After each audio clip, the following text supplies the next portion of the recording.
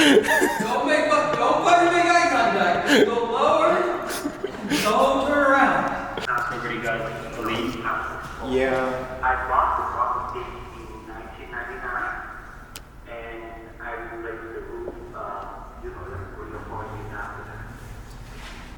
And that cabin that was basically cooking math in the apartment. Cooking mad in the apartment. The building is inhabitable because of the math cooking in there. These are the perfect properties. So the property got condemned. He got it through health inspection and coding back. He wasn't thinking about selling, but because of that, he's interested. I mean, I don't think you really need more info than that. He's pretty good.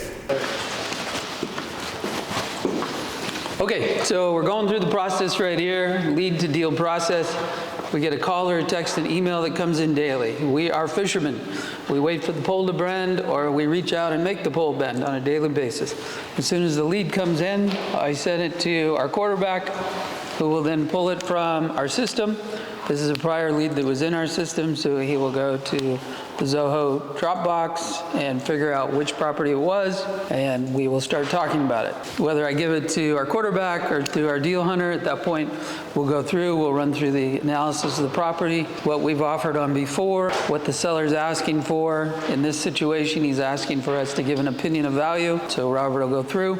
He'll see what we offered on it in the past. He'll go to Google, he'll start looking at the property.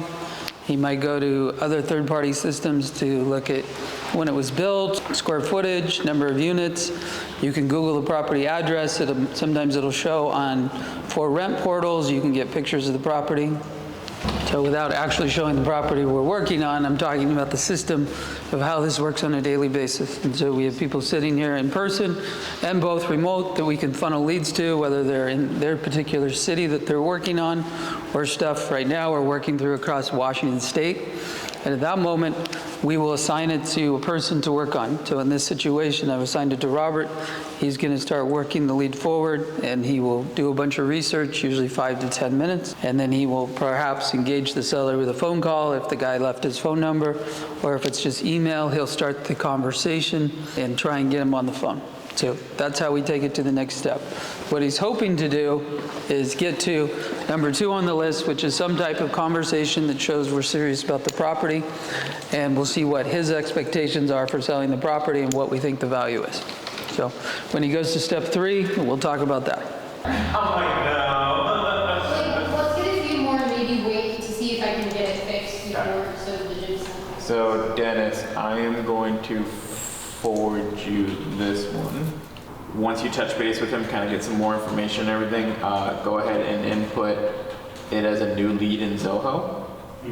And then we'll go ahead and follow up and then create a lead sheet for that one. Yeah, one of the tenants got busted cooking meth in it a couple of years ago and it got condemned.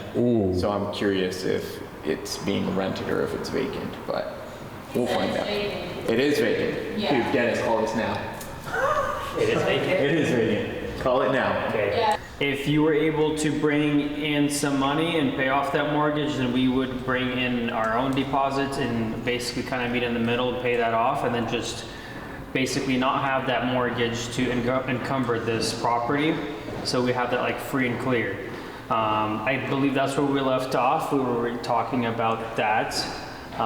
Were you able to think about that? And then you were saying something about sub-2 after that. I guess, yeah, just to circle back, that's kind of what we were talking about. There are 2 quadplexes in there. They look really bad. Look really dirty. They even got plywood on them. It's condemned. It's condemned? They got caught cooking meth in it. Oh, okay. They're condemned for 2 years. Yeah. So where did this come from? Cold call. Huh? Egypt. These are the cold callers that we hired that I used to use. Yeah. So it's condemned, it's completely vacant? I think only one of them is Only one condemned. is completely vacant, I think. Okay. That's the one that's condemned, I'm assuming, right? Right. Okay, good. Yep. Great job. We'll take it. Now, why will we take it? Because There's money. It's dirty. The dirtier it is, the more we like it. The more upside potential there is, generally the more favorable the seller will be in terms of creative financing. He hasn't done anything with it forever. Obviously, if it's gotten condemned in some way, he's not improving his property. The flip side may be, he may be so eccentric that he may be hard to work with. So that is the challenge with these highly kind of tired properties. Yeah.